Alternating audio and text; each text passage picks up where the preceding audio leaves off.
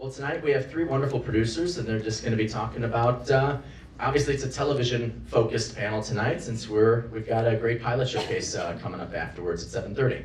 So I'm going to introduce these guys, and then we're going to jump right into it. So for each of the four, we need raucous Cubs Wrigley Field walk-off applause. All right. So first up, this gentleman, it's his first time out to the fest, and we're so excited to have him. He is one of the producers on Chicago Fire and has a long, wonderful resume as well. Can we please give a round of applause for Todd Arnow?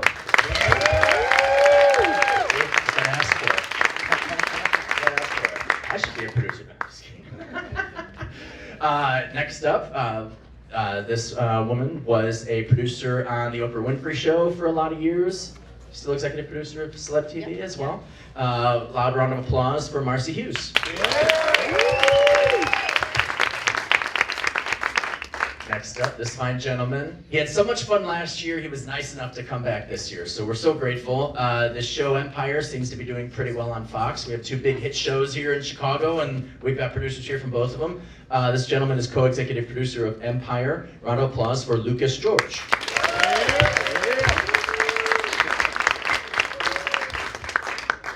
Last but not least, our favorite moderator. She's such a big supporter of the festival. We really appreciate it. And she has a weekly column for the Chicago Tribune called Chicago Close Up. Yes. Round of applause for Nina Metz. Have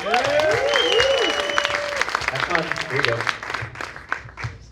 So all three of you are producers, but let's talk about what that means, because that can be an overarching title that encompasses a variety of different jobs.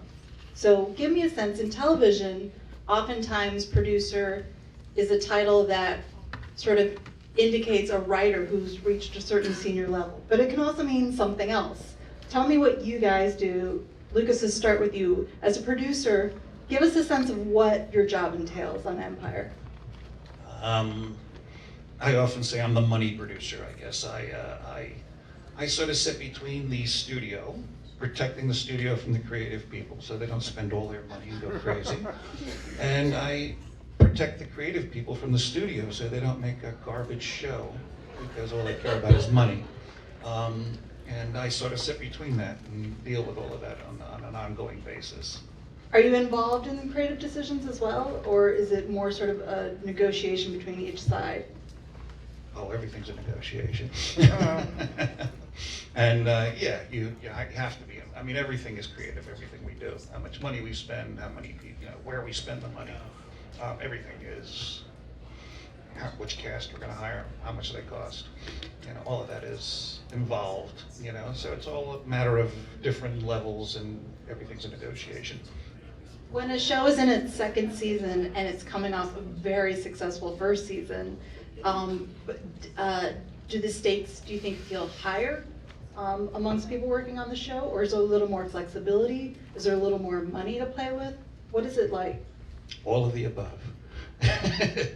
With success comes problems, and but also comes certain, there is certain flexibility that we have. Being a successful show that I wouldn't have if I had a show which was on the cusp. But everything, with that too, we have a lot more we have a lot more people coming down. Popularity, I have to up our security. There's a lot of different things that come with success, many of which I'm not at liberty to discuss. Okay, Todd, tell us about what you do with Chicago Fire. I do very similar on my show in terms of being the go-between between the network and our writers and our other producers and our actors and our crew.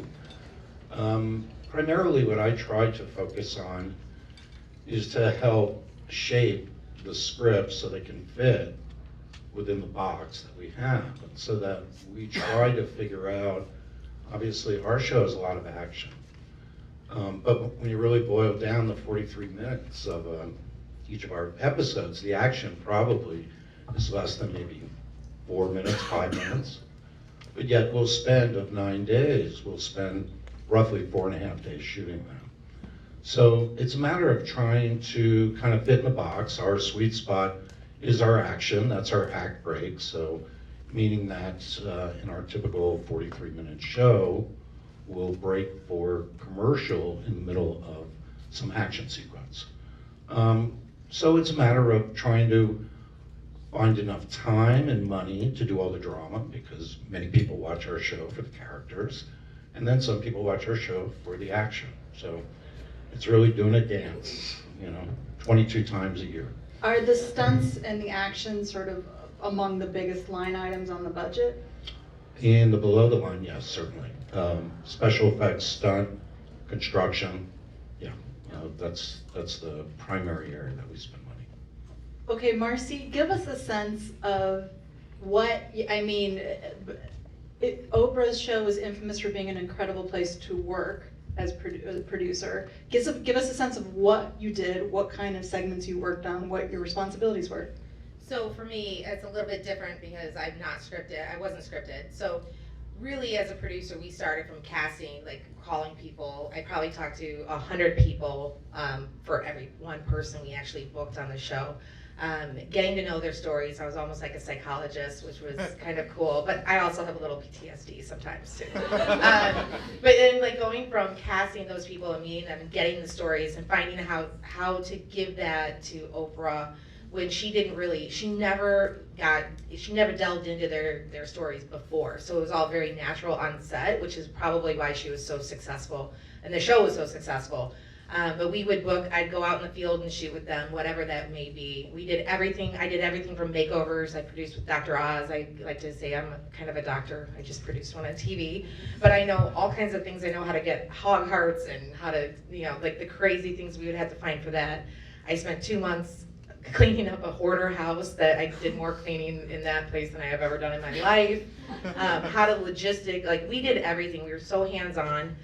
We had a nice budget, which is rare in talk shows, but we still were from the very big, there was nothing was too small, nothing was too big, and we just really felt it out. We wrote everything, and we cleaned it all up at the end, and I still talk to a lot of the people I booked, so there's no really end in anything. It was a really great opportunity and a really neat way to be able to connect with your audience, connect with the people, and tell stories that resonated with other people, that lasted, which is still they're still doing Where Are They Now? So that's a really cool legacy that I think as a producer I'm happy to help share the stories of people. A lot of people always want to know about the most famous people, which I'm sure you guys all same thing. What was it like meeting Julia Roberts? What was it like meeting these people? And at the end of the day, for me, it was what was it like meeting the mother that just lost her child to a drunk driver? And what was it like for someone that is just battled flesh-eating bacteria and lost half her body and she's overcoming something? Those were the moments for me that meant more than anything else, and that they would open up their hearts and share that with me. And I hope that throughout my career and continue my career, I will continue to have that kind of integrity to tell the stories, even if they're smaller stories, but to be able to share like that. Chicago has a long tradition of being a hub of where daytime talk shows tape, from Phil Donahue to Jerry Springer to currently Steve Harvey does his show here. But certainly Oprah's show was such a huge draw, and people would come to town just to go to that show and be tourists. And interestingly enough, on Twitter, people are very actively following where Chicago Fire, Chicago PD, Empire are filming in outdoor locations where they can come and watch filming. Have you noticed this? Does there seem to be, social media probably makes it easier for people to know about these things. Have you noticed more just looky-loos coming, curious to watch filming? Sure. With our show, it's no secret, it seems, where we're filming. So I think the thing that really works quite well here in Chicago, and perhaps because of the type of show I'm on, but I'm really not sure about that, it's just my speculation, is, I think people, when the public comes, they basically are almost reverential in the sense that if we ask them to stand here, they're all happy to do it. They're all happy just to kind of watch us shooting in their city. And, it's amazing how many people I know that live here will call me every week and say, "Oh, it was so cool, we saw you shooting down in Wabash." And So, I don't know, I just think that people here aren't jaded like they are in maybe LA with filming, and there it's more of, we really don't want you here to film, near our house, near our building. Here, everybody welcome, open arms. And so the public comes, and, just as long as nobody's, doing anything stupid, we're very happy to have them. Have you noticed it with Empire? Well, yeah, with Empire, we're a different kind of show, I guess. We have a lot of different kinds of people coming down to see our show, I guess. We'll have people who want to be rappers, or people who consider themselves gangbangers and want to, challenge. So we've, and we have people who love Taraji. Really love Taraji, maybe to the point where it's not so good. So yeah, we've had some security issues. We've had we're beefing up our security at this point just to sort of make sure that when we go someplace, our talent is protected and so on, Right. because our fans are a little ravenous. Right, you're talking about Taraji P. Henson, who stars as Cookie. She really was sort of the breakout character in the show last year. And also what's unique about Empire is that it takes place in New York. So when you're shooting these locations out and about in Chicago, I suppose there's sort of an effort being made to not capture anything distinctly Chicago in the frame. Unfortunately, yeah. There was some talk, I'd like to have us move our storyline so that Empire moves to Chicago, so we can show Chicago for Chicago, because I love Chicago. I think it's one of the most beautiful cities. And, I'd love to show Chicago for Chicago, and I have to try to find little bits of New York here, but we're working on that. Well, tell us, you filmed another show here in Chicago earlier in your career. Yeah, Early Edition, yeah. Mhm. And that was that was still one of my favorite shows that I ever worked on. It was a lot of fun. And I think then we were one of the only shows here in town, so. That's right.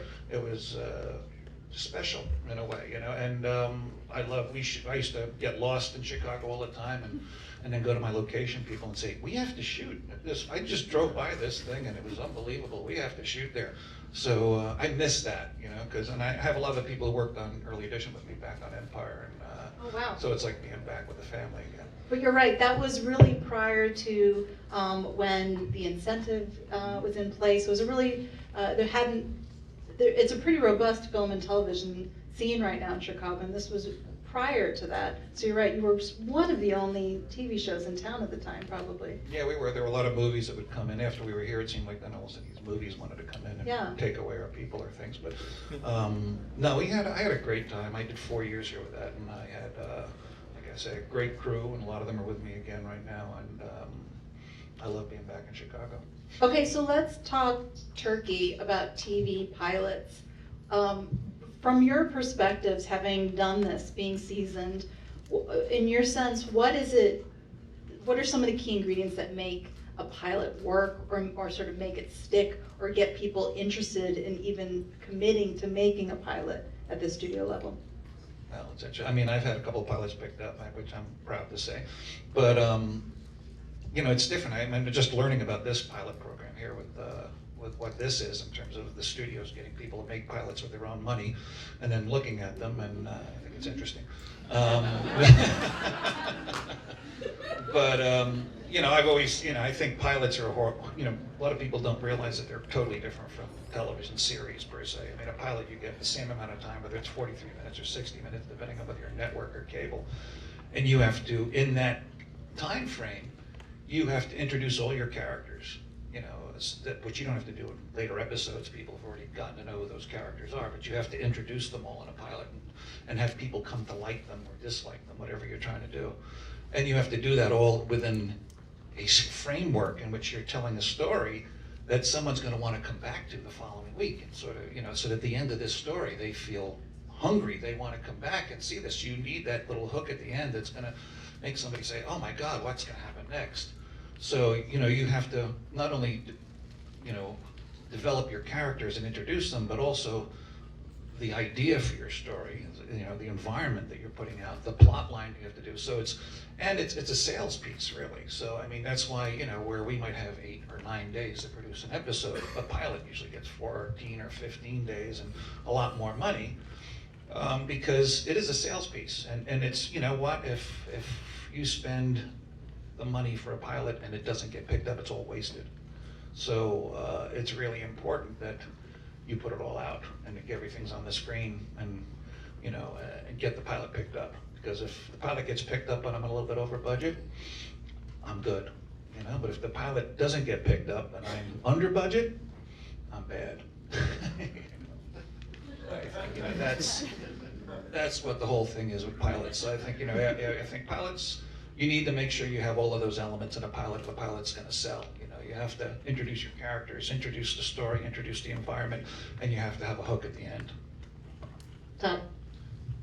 Yeah, I mean, to me, it's mostly about character and story, and you really have to develop characters that people really care about or people are interested in. It's always great to have a bad guy or a bad person that's interesting, that you want to know more about.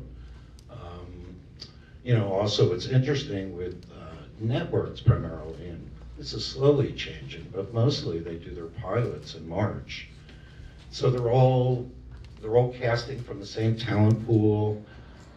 So you know, it's sort of, you know, everybody's trying actor-wise, you know, to pick and choose, but at some point they're going to latch onto something. Pilots are funny in the sense that I've worked on a bunch where we shot in Toronto. One was supposed to be Philadelphia in Toronto. One was supposed to be New York and Toronto, and my favorite was one was supposed to be Austin, Texas. But yeah, you know, it's true. We definitely have much more time to shoot in. Though, again, because we're shooting in March, you know, we're shooting outdoor scenes that are supposed to be spring and summer, you know, and it's not. But, you know, I think to me, it's really when you look at a lot of the interesting shows on television, it's really having characters that you really care about and you're really interested in. And I think story follows the characters, and I think that's the most important thing. It's an interesting time in television. There's so many venues in which you can sort of access television shows, whether it's streaming or cable or broadcast. But it's also the notion of, in recent years, some series are just picked up without a pilot. And it's sort of, there's always this constant conversation of, you know, a lot of pilots are produced every year, and only a very small number of those shows are actually given the green light. Is that a lot of money that gets sort of just flushed away to make these pilots that don't go anywhere, do you think? Is there a better way to do it? Yeah, get a bunch of people to make them with their own money. Yeah, there's a lot of money flushed away, but obviously it's profitable for them. So I mean, they can, you know, I mean, a network will do like 22 pilots and they'll pick up 6. You know, so obviously it's, and they cry poverty. But you know, it's obviously profitable. So I think there's better ways of doing it. But I mean, we've already gone there. We used to shoot film that was 35, and then sometimes you'd shoot 16 to save money. Now we're shooting videos, so it's a little cheaper in that particular respect. But no matter how cheap it gets in that respect, then we'll start spending more money on something else somewhere else.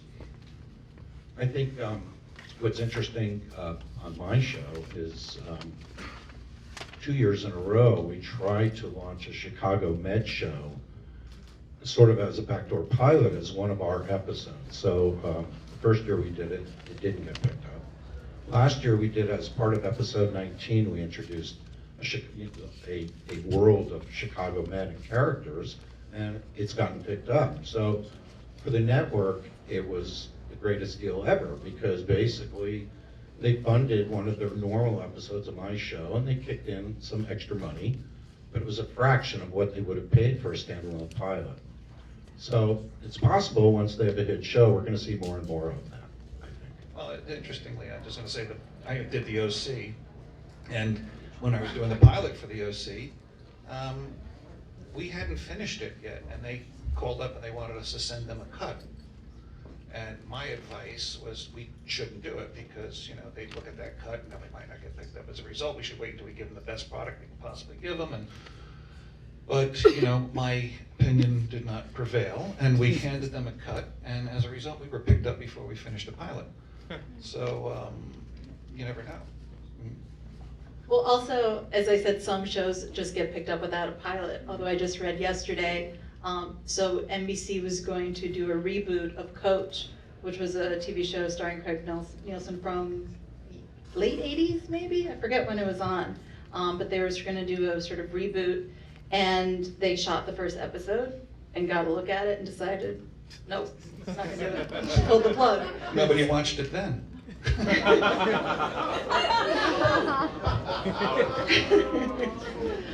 Marci, was there an equivalent for you when you were working on the Oprah show? Were there recurring segments where essentially you had to create a pilot for it, or some of the shows that branched out from Oprah?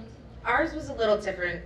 We used a lot of the people that were regulars, we called friends of the show, and developed them throughout the show, like whether it was Peter Walsh or Rachel Ray, Dr. Oz, Nate Berkus. So kind of were like testing them out with audiences the whole time, and even Jan Levin's aunt. A lot of our really popular people that were regular guests actually went on to have some sort of their own show. My favorite thing was we were actually working on a sex show that was like a sex talk show, and it was, you know, kind of like a no-brainer. We're gonna do this pilot, everybody's super excited. And it just went from being like one, I thought was the complicated thing for me, it was my first time that there was a lot of different entities involved, versus like a lot of times it was just Oprah saying she wanted something, which was awesome because there's only one cook in the kitchen. And this one had a lot of different people, and there was a lot of different visions of where that was going. And for me, I was booking it and I was getting stuff in, it was like, it's gonna be raunchy, it's gonna be serious, it's gonna be, you know, people on the edge of divorce, and now it's gonna be, you know, it just like went everywhere. I had a whole conference room of sex toys. It was crazy. Actually, a year after I left Harpo, one of the production managers called me up and he's like, I have this thing.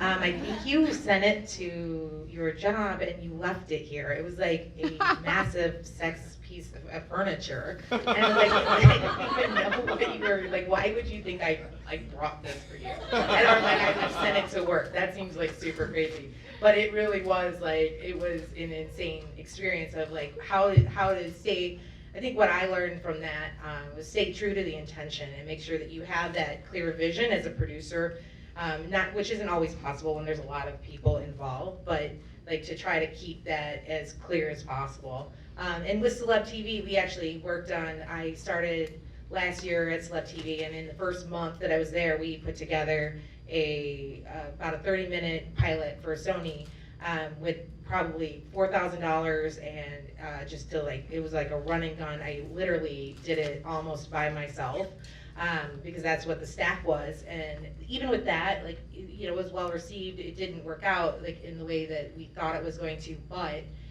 the intention, the flow, like if you have that, it's almost like a character development for like something that's more scripted, but when you have that intention, you stay true to what you want it to feel like, and you have a clear vision, things go much better.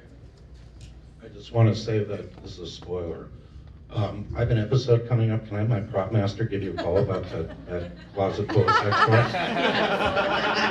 I actually donated, after I had my second kid, I donated all of it to Goodwill. You can tell this is how we try to save money. We're always trying to get stuff for free. I'm trying to imagine the people at Goodwill receiving funds. Loucas, well, by the way, I should ask, do people ever sort of transpose your first name and last name? Your first name is Loucas, the last name is George. Never. You've never found yourself at a better table at a restaurant? All the time, all the time.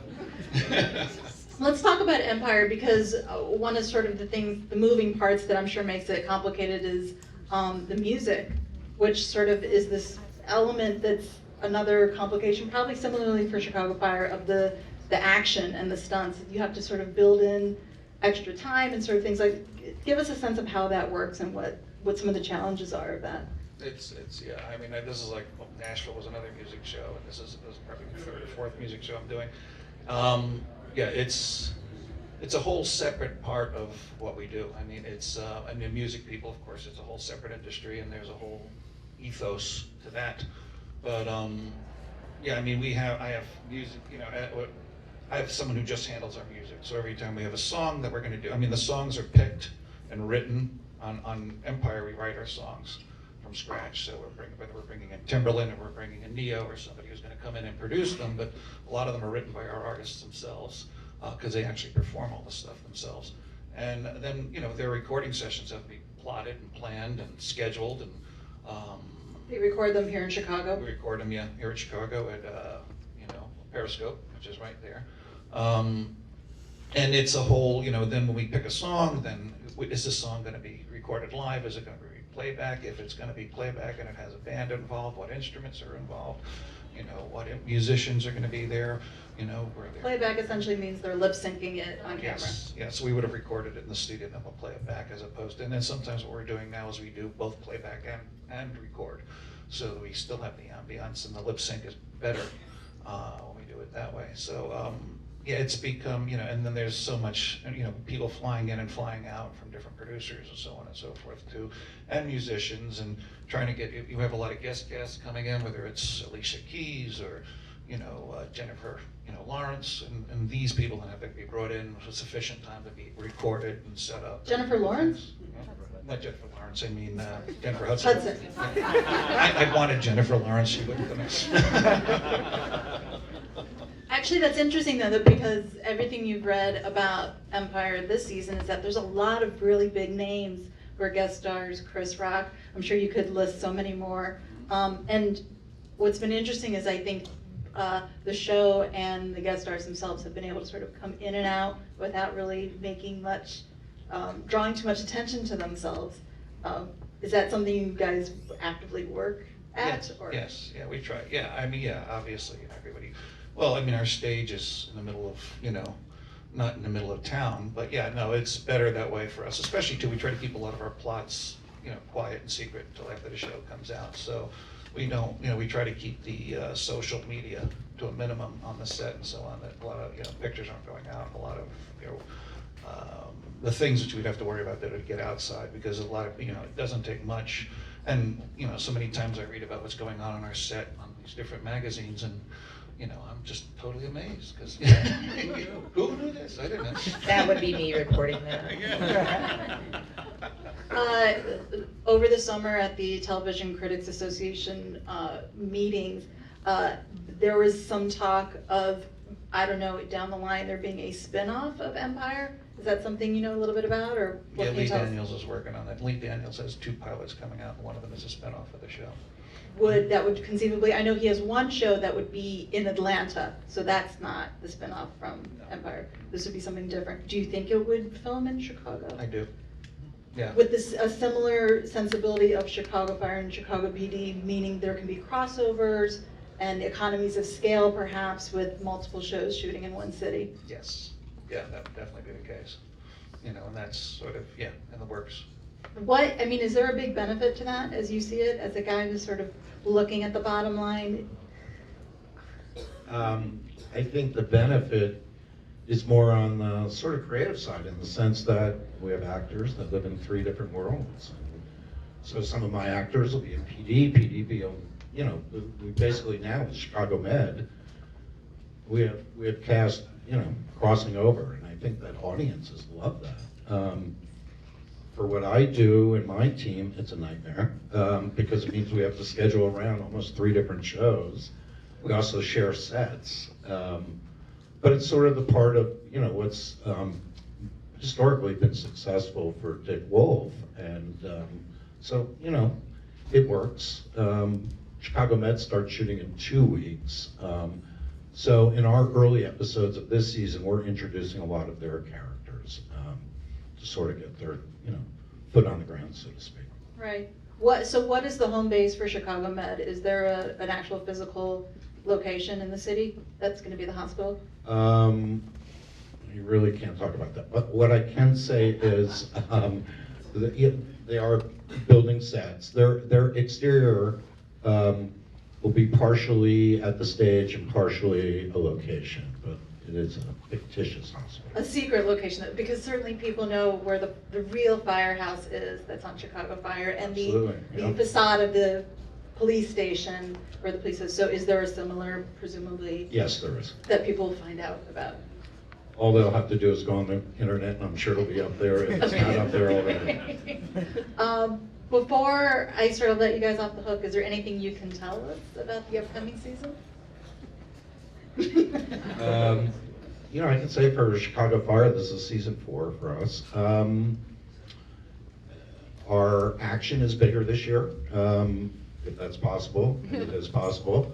We are introducing some new characters, and there's a lot more sort of tension and strife in the world of Chicago Fire this year. So hopefully everybody will watch it. I mean, could you see someone taking inspiration from, oh, I don't know, a major comedy hub going up in flames, as Second City's offices did last week? Would you? Because certainly You know, it's typical funny. shows were ripped from the headlines. so do Oh, you see sure. these things? You know, what's funny is we would love to use as many iconic Chicago locations as you can imagine, because we're Chicago Fire and we torch things. You know, Wrigley Field doesn't want us to torch them. So, you know, it's just kind of a funny balance with us. So we try to use iconic things, you know, not for stunts and action, but background stuff, you know. It's the stories are less obviously ripped from the headlines than Law and Order was. They're sort of internal stories amongst the characters themselves. Yeah, we do some of that. We you know, I think we try to remain kind of true to the characters and to firefighters more than to current events. Okay, good. I want to open it up to questions from the audience. Just raise your hand, let me know. Yeah? Well, I'm a Columbia College student, right? And I hooked up with a friend, and he's like, hey, you're a writer, I'm a camera guy, let's do something, and put it on YouTube or put it on Vimeo. Does that work? I mean, as far as getting views, does that help? Or is that just like a big dream where you're like, oh, well. So this question, let me just, so everyone could hear it. He's a Columbia College student, he's a writer, he has a friend who's a filmmaker, and someone said, why don't you team up and make something, put it on YouTube? And he's asking if that sort of penetrates and has an impact and helps with careers. If you don't do it, how are you gonna know? Like, what are you gonna do? Sit there with your idea in your head, someone else is gonna have it, and you're like, shit, I thought about that like 10 years ago. The difference between somebody that's doing it is you have to do it. So do whatever you can and get out there, blog, do your own shorts, take on jobs that are like maybe something that you wouldn't necessarily think you are, maybe you're overqualified, underqualified. Just get out there and do it. Yeah, I think, you know, in our world, we're always looking for somebody with a voice, somebody, you know, with a vision, somebody that's creative, and it comes from all different places. So yeah, the studios are out there looking at, you know, things on the web, independent film festivals, pilot festivals. They're out there looking for talent. I think what television has changed. I mean, television is probably passé. It's probably not even the right word for it anymore. I mean, how many people even watch television anymore? They watch it on their computers. And, you know, are you watching a show on a Wednesday night or a Thursday night, or are you binge watching? I mean, everybody's binge watching at this particular point. So it's a whole new, you know, landscape out there. And I think, you know, if you look at it for real, I mean, it's like, you know, the studios, we talk about the studios are dinosaurs. I mean, you know, you can put stuff on the web. Now, everybody's watching things on the web. So whether they're watching on Netflix or they're watching on Hulu or you're watching, you know, on some weird channel that gives you some animation from Japan that you happen to be into, people are watching different things on the web, not on television, on the web. And, you know, a lot of people in college, a lot of the people who are going to be the audience in the future or are the audience right now don't even have television, some of them. So I think, yeah, should you put something on YouTube and you think someone will say, yeah, of course you should. I mean, I think it's the place to be. Where, you know, 10, 15, 20 years ago, you couldn't have got distribution like that. You would have made your little film and it would have sat in a shoebox in your closet for the rest of your life. You know, now at least you're going to get it out there. And how many thousands of people, how many millions of people might see it? And from that, things happen. You know, so yeah, absolutely, put it out there. I mean, there is a whole segment, it's very small at the time, but there's a whole segment of YouTube stars who, I mean, they're not really doing narrative type storytelling, but I mean, it's clearly people who, and it's separate from anything that's going on in, you know, mainstream television or film or anything like that, so. Other questions? So, going back to Empire, I'm gonna ask you to go into the weeds a little bit more, because the first season, the quality of the story and the music was so high. So, as a writer, I'm imagining that's just insane, writing the story and then pushing people to write songs and lyrics. Could you get more into the weeds about, was there examples of where you guys were really pushing it, where you had to like delay production on another episode because Lee Daniels pushed for this song to be massaged even more? I mean, get more into the weeds of how that crazy process works. Did y'all hear the question? Did y'all hear the question? No? He was asking for a bit more detail about the nature of if Lee Daniels wants perfection on a song, and incorporating that into the episode itself and keeping the standard of the writing, the quality high. Is that ever sort of butting up against each other? I think inevitably it's I wouldn't say it's a problem, it's a challenge. But I'm lucky enough to have an incredible creative team that I'm working with. I mean, Lee Daniels is one of a kind. And Danny Strong and Eileen, the people who are the key creative people on our show are just fantastic. I mean, I'm used to being on shows where I'm begging for scripts and they're dribbling in as I'm shooting them sometimes. I'm in the rare, thing that I have more scripts and outlines than I can keep ahead of.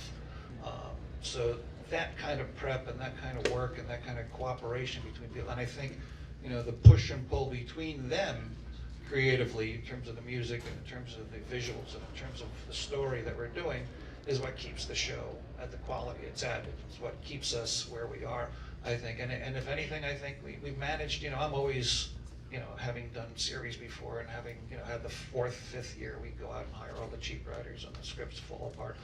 I'm always on the lookout for that, and we have not gone anywhere near that. I think, if anything, our show is, we've had this great luck we increased our ratings every airing, from one airing to the next, right up until our finale, which was fantastic. And we'd like to continue that with our premiere and have that beat our finale. And I think,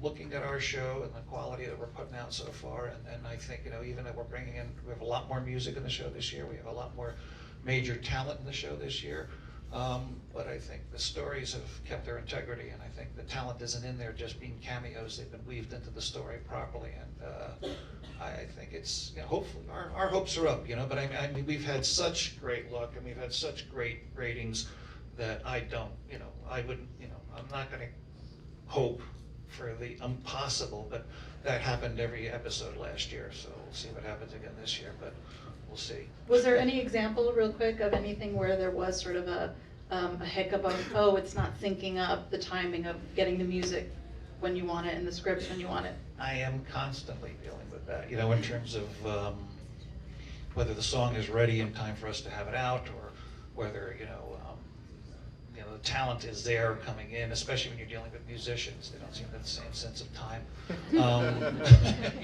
So I am constantly dealing with that in terms of making sure that we get it done. But like I say, thank God we're ahead of it. I mean, I think if my scripts were behind and our prep was behind, that I would be burned more, but I have not been burned so far. Right there. I have a question, actually for both of you. Those two shows, what do you really think is actually the contributing factor? Because I'm one of the dinosaurs that still watches television. So I will watch Chicago Fire and Chicago PD and of course Empire. But the two shows are so like in contrast to each other, but they pop really well. What do both of you think is the factors that made these two shows pop? Because there are shows out that's got music behind it and adequate music, but Empire stands out, and so does Chicago PD. I watch hardly anything every week except for a soap. So what do both of you think? She's asking what you think makes each of your shows pop amidst a landscape of many shows that don't.